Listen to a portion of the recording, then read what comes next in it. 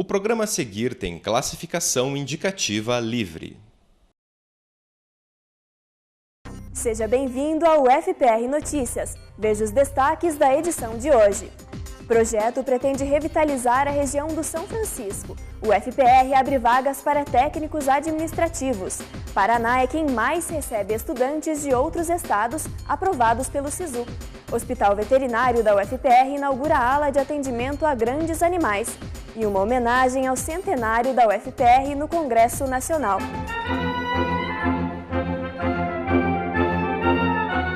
O FPR Notícias começa agora.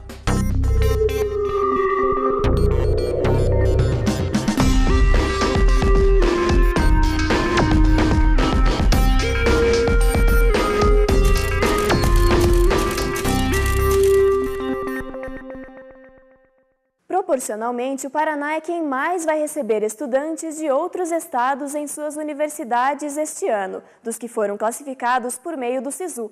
Na UFPR, esses alunos têm uma recepção especial. Camila veio do interior de São Paulo para as salas de aula da UFPR. A escolha não foi por acaso.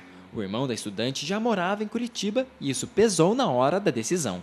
Eu vinha visitar ele sempre, então acabei gostando bastante da cidade. E foi por isso que eu escolhi, tanto que eu só prestei federal mesmo. Camila entrou na universidade pelo SISU, o Sistema de Seleção Unificada. Em 2013, quase 120 mil alunos usaram o sistema e a prova do Enem para ingressar em mais de 100 instituições espalhadas pelo Brasil. Com tanta opção, 13% dos estudantes escolheram mudar de estado. Os alunos que vêm de longe para fazer um curso aqui na UFPR encontram as portas abertas. Os estudantes de outros estados representam 27% de todos os alunos que entram na universidade através do SISU. A maioria deles vem dos estados vizinhos, São Paulo e Santa Catarina. Dar as boas-vindas para tanta gente é uma das funções da PRAE. A Pró-Reitoria de Assuntos Estudantis oferece vários serviços de apoio, como bolsas e atendimentos psicológicos para garantir o bem-estar do aluno. A gente procura dar essa acolhida pensando sempre assim, como gostaríamos que os nossos filhos fossem acolhidos em outras instituições. Então, é esse olhar mais maternal, assim, nesse primeiro momento, que a gente procura trazer o aluno. E não é só o estudante que vem de fora que se beneficia desse processo.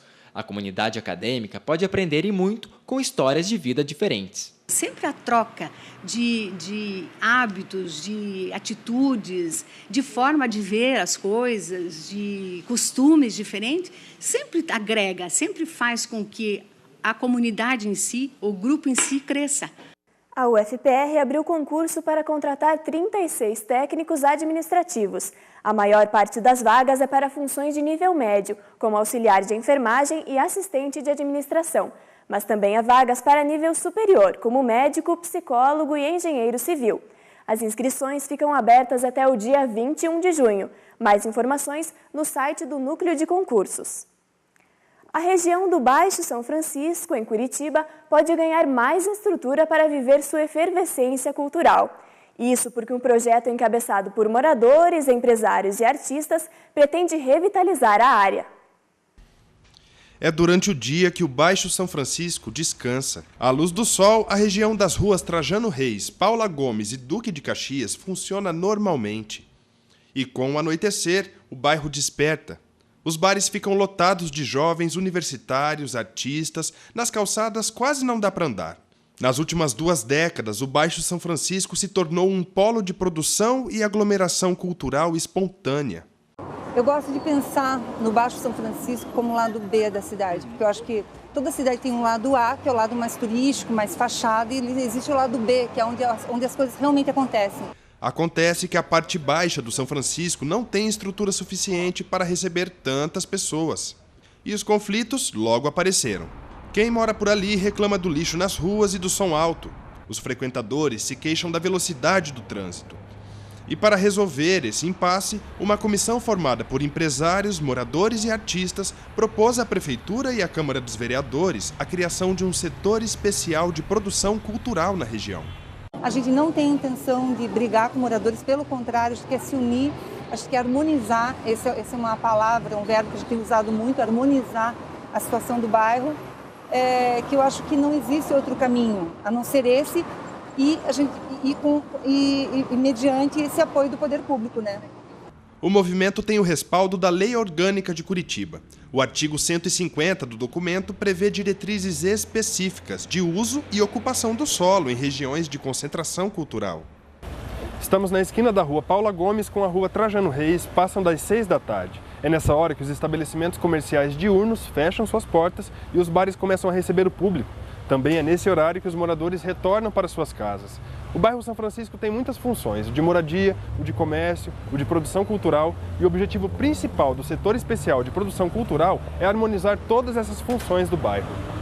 Um policiamento diferenciado, uma política de controle acústico diferenciado, de uso das calçadas por parte dos estabelecimentos da população, com fiscalização e um regulamento específico, né, que proteja os moradores, né, mas também possibilite o uso do espaço público, que a gente quer harmonizar, quer acalmar o trânsito. Veja, os carros passam muito rápido aqui, tem que acalmar esse trânsito, estrutura cicloviária para ciclos, para que as pessoas possam vir de bicicleta, passeios elevados.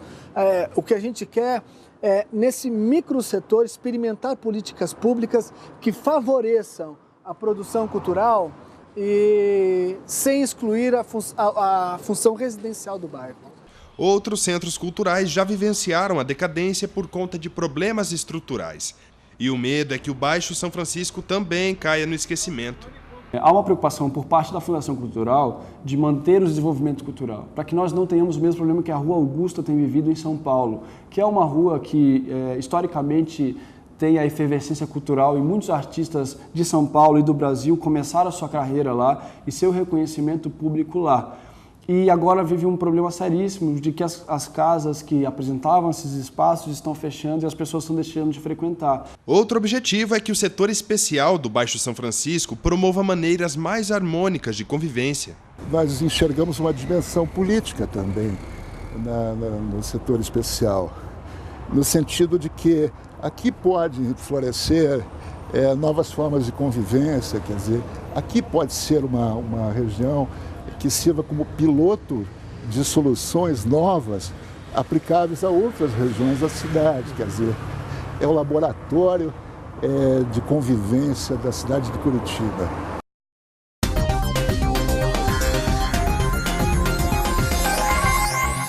O novo cônsul-geral da Bélgica em São Paulo, Didier van der Hasselt, veio a Curitiba nesta quinta-feira para uma reunião na UFPR. O objetivo foi fortalecer a troca de conhecimento entre o país e as universidades brasileiras. Foi inaugurada nesta sexta-feira a ala de animais de grande porte do Hospital Veterinário da UFPR. Foram comprados equipamentos novos que vão ajudar a estender o alcance à comunidade e a desenvolver a pesquisa na UFPR. Vendo o entusiasmo de todos aqui, dos professores, dos nossos alunos, de todos que participam, dessa ação, que é uma ação de ensino, de pesquisa e de extensão. Melhorou muito a qualidade de trabalho com o embarcadouro de animais, com essa sala, com todos esses equipamentos novos que foram comprados também com recursos dessa emenda do deputado Rodrigo Rocha Loures, e que é uma generosidade que a gente tem que reconhecer, e também algum dinheiro da própria universidade, fruto das emendas de bancada. A importância é pelo atendimento, pela condição que dá aos alunos e professores para poder prestar para a comunidade de Curitiba, do Paraná, de toda a nossa região metropolitana, a melhor condição para tratar os animais que procuram o atendimento no nosso hospital. E, naturalmente, isso estimula toda a comunidade da Universidade Federal do Paraná, no que diz respeito ao Departamento de Veterinária, para que possa continuar prosseguindo, sendo a referência no nosso estado e uma das principais do país no que faz.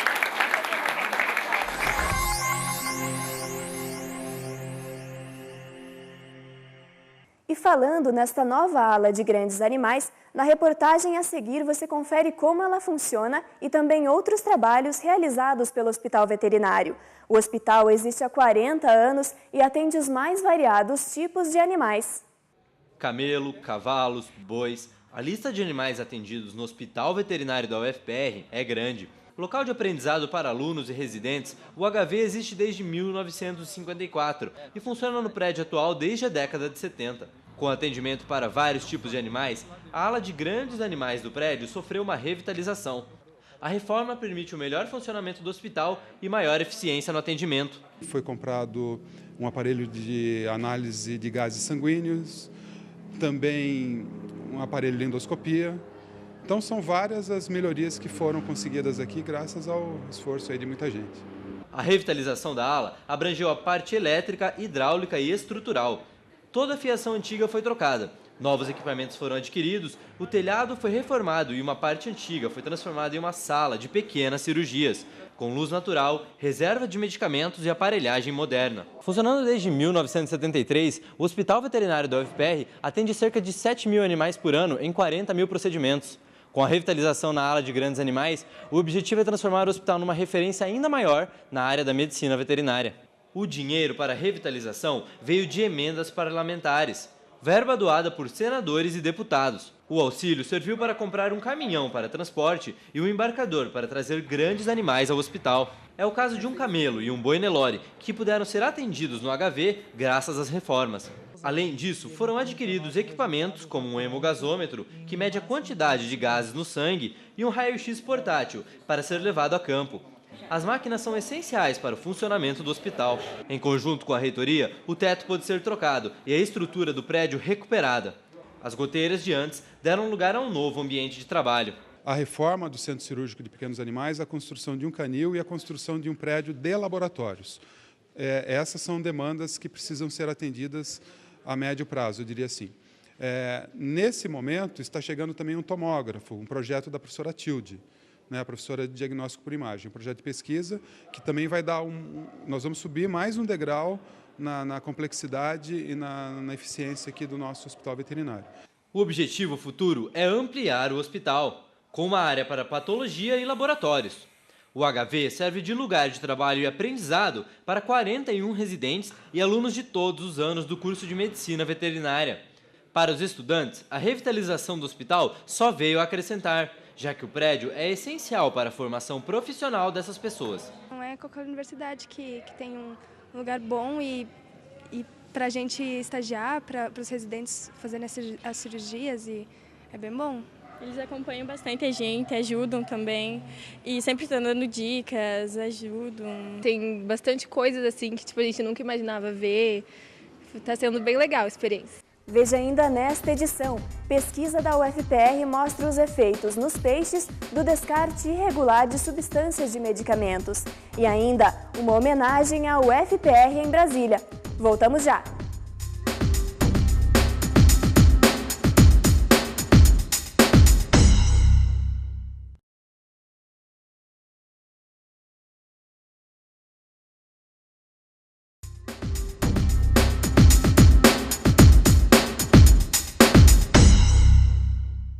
O descarte de substâncias tóxicas na água é um problema sanitário que afeta muitas regiões brasileiras. Um estudo aqui da UFPR, em parceria com a Universidade de Ottawa, no Canadá, mostrou como a liberação de substâncias contidas em medicamentos afeta o organismo dos peixes. A pesquisa da professora Helena da Silva de Assis, do Departamento de Farmacologia da UFPR, apontou que a combinação de substâncias de antidepressivos e de anticoncepcionais, ao serem descartadas na água, desregula o sistema de hormônio dos peixes. Eu converso agora com a professora Helena, que vai contar um pouco mais sobre a pesquisa. Seja bem-vinda, professora Helena. Obrigada. Então, professora, o que exatamente essas substâncias causam nos peixes? Então, o que nós observamos é que são duas substâncias que são descartadas, na água, na forma de medicamentos. São dois medicamentos, um antidepressivo, que é a fluoxetina, e outro 17-alfa-etinil-estradiol, que é um componente da pílula anticoncepcional. Então, essas duas substâncias, a gente fez um experimento com elas em conjunto, porque elas estão presentes em uma mistura na água, e observamos que os peixes machos, eles desenvolveram o hormônio feminino. Esse hormônio ele só é encontrado nas fêmeas, que eles têm a presença dessa proteína, na verdade. E ele apareceu, então, nesses machos, além de outras alterações em outros genes que nós observamos. Então, afeta a reprodução desses peixes? Sim, em outros estudos também com esses compostos já foi visto né, que eles diminuem o espermatozoide, número de espermatozoides dos peixes, né, o volume espermático, e fazendo então essa desregulação endócrina e prejudicando a reprodução dos peixes. E isso pode ter um reflexo para o ser humano, porque o ser humano também consome o peixe, às vezes até a água acaba entrando em contato com os homens. Isso pode se refletir nele também? Então, em estudos mais da análise química da água, né, que existe no Canadá, na Europa, se observa essa concentração baixa, mas existe a concentração desses medicamentos na água. Mas aqui no Brasil ainda os estudos precisam ser feitos mais estudos de análises químicas para detectar a presença dessas substâncias.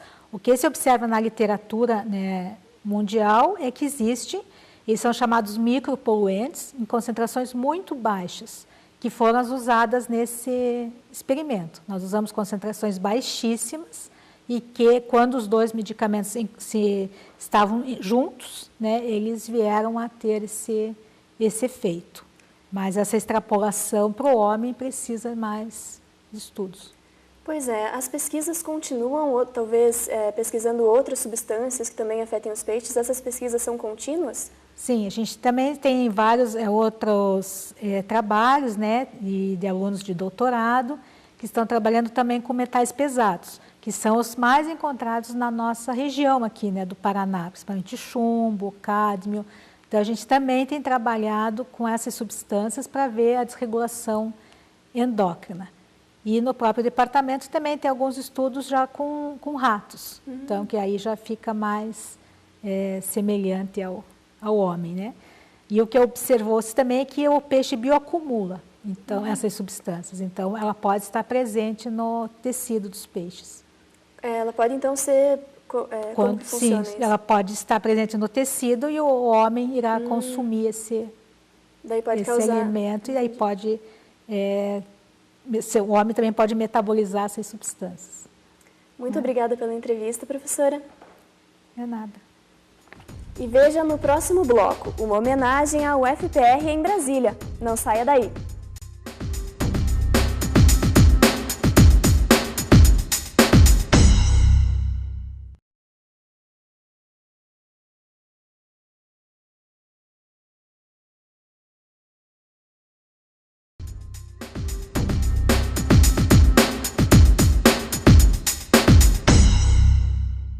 Neste final de semana, o Madrigal da UFPR vai encher o Teatro da Reitoria de alegria ao cantar situações relacionadas à preparação de uma festa. A obra Festino Comédia Madrigalesca foi composta por Adriano Banchieri. As apresentações acontecem no sábado e no domingo e a entrada é gratuita. Veja outros destaques na nossa agenda cultural.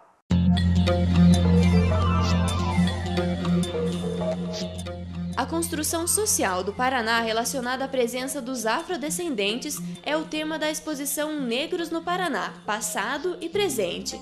A mostra permanece no Museu Paranaense até setembro, mas a programação sobre o tema não acaba aí. No dia 25 de maio, às 5 da tarde, o museu promove o debate Profissional Negro no Paraná, Desafios e Conquistas. O espetáculo do grupo de teatro Parlapatões, que chega a Curitiba neste final de semana, é uma verdadeira celebração ao circo. Os atores revisitam cenas tradicionais das apresentações do Picadeiro, fazendo jus ao nome do espetáculo, Clássicos do Circo. A peça é apresentada na Caixa Cultural e a entrada custa R$ 5 e R$ 10.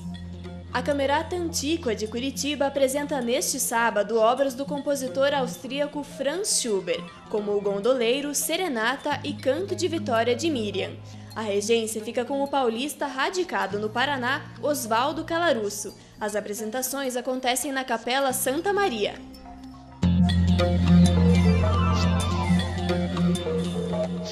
E a gente encerra a edição de hoje com uma matéria especial sobre a homenagem recebida pela UFPR no Congresso Nacional em Brasília. Parlamentares que têm ou tiveram relação com a instituição falaram sobre a importância dos 100 anos da universidade. A UFPR recebeu uma homenagem do Congresso Nacional pela comemoração dos seus 100 anos. A sessão solene na Câmara dos Deputados aconteceu na terça-feira em Brasília.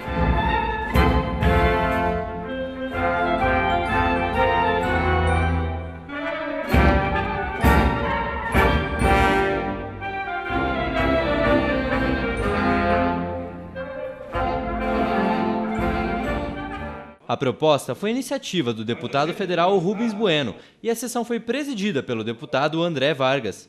A história do Paraná está toda ela envolvida com a Universidade Federal do Paraná, pelo que ela oferece ao nosso estado já há 100 anos. Por isso esta homenagem justa que todos nós paranaenses estamos aqui a dizer. Parabéns, Universidade Federal do Paraná. A Universidade Federal do Paraná é exemplo que deve ser seguido por outros estabelecimentos de educação superior. Exemplo de ensino, pesquisa e extensão de qualidade, em todos os níveis e em todas as áreas. O Hospital das Clínicas da Universidade Federal do Paraná é o maior hospital público do estado, totalmente financiado pelo SUS. Além de atender a população, o Hospital das Clínicas tem como função o treinamento dos alunos de medicina. Com iniciativa da Prefeitura, o edifício principal da Universidade do Paraná tornou-se imagem e símbolo da cidade de Curitiba, escolhido pelo voto da população da capital. A Universidade Federal do Paraná, a mais antiga do Brasil, orgulho dos paranaenses, construída desde a sua fundação em 19 de dezembro de 1912, sob o signo da determinação e ousadia, definindo uma identidade para o povo do nosso estado, tem um século de contribuição para o desenvolvimento social, econômico, científico e cultural do Paraná e do Brasil. Nossos professores tiveram um papel fundamental na criação das companhias de energia, de saneamento, no projeto de construção de estradas, portos e usinas hidrelétricas, inclusive Itaipu. Itaipu tem a marca, tem DNA da Universidade Federal na sua concepção. Nas universidades já provamos que é possível fazer expansão com excelência acadêmica. Precisamos agora avançar na articulação com os demais níveis de ensino. Precisamos aprofundar e ampliar as políticas de valorização das carreiras de docentes e de técnico-administrativos. Precisamos ampliar a construção de soluções diferenciadas para os nossos hospitais universitários, respeitando as suas diferenças, garantindo a estabilidade dos quadros fundacionais. Precisamos fortalecer a autonomia das universidades e ampliar o seu financiamento para que possamos consolidar o maior movimento de inclusão social do nosso país. Nesse sentido, quero fazer um apelo a todos os parlamentares e a toda a sociedade brasileira, somando-me a presidente Dilma e ao ministro Mercadante, para que sejam alocados 100% dos royalties do petróleo na educação. Essa é uma bandeira que vamos sempre carregar e defender. Diversos parlamentares estiveram presentes no evento e destacaram a importância da UFPR para o Brasil e para todo o Paraná. A Universidade Federal do Paraná é um retrato, inclusive dos seus quadros, principalmente de alunos, saíram políticos de todos os partidos. Isso mostra que a universidade ela forma cidadãos e não forma políticos. E é muito interessante porque a bancada, tanto dos deputados e senadores, primeira emenda de bancada, primeiro a emenda mãe. A emenda que fez com que a gente fosse alguma coisa nesse estado, que fez que a gente entendesse o que são as estradas, a medicina, o direito, né? A ciência e tecnologia. Então a Universidade Federal do Paraná ela é o ícone aqui dentro para nós, deputados federais e senadores, tanto que sempre o primeiro empenho da grande emenda de bancada para a educação é destinado a essa instituição. A Faculdade de Veterinária de Palotina tinha obtido o conceito A, numa cidade do interior, distante da capital. Então são professores abnegados e alunos muito estudiosos que orgulham não só o oeste do Paraná, mas acima de tudo o Paraná e a Federal. Representantes da Presidência da República também prestigiaram a homenagem à universidade e destacaram a UFPR como uma entidade no Paraná. A Universidade Federal do Paraná é uma das razões pelas quais o Paraná é esta potência, esse estado vitorioso, de vanguarda, que na federação desponta e aqui no Congresso essa relação ela se amplia, ela é modificada para melhor no sentido de que temos hoje, não apenas por conta desta sessão solene, mas nós temos a homenagem devida a todos os professores, alunos e a comunidade que ao longo desses últimos 100 anos prestigiou e fez com que a nossa universidade seja uma referência, não apenas no nosso estado evidentemente, mas em todo o país. Pela formação dos nossos jovens, dos nossos profissionais, a importância que teve durante toda essa história, especialmente para Curitiba e região metropolitana, e segundo para o país, porque é uma instituição de referência.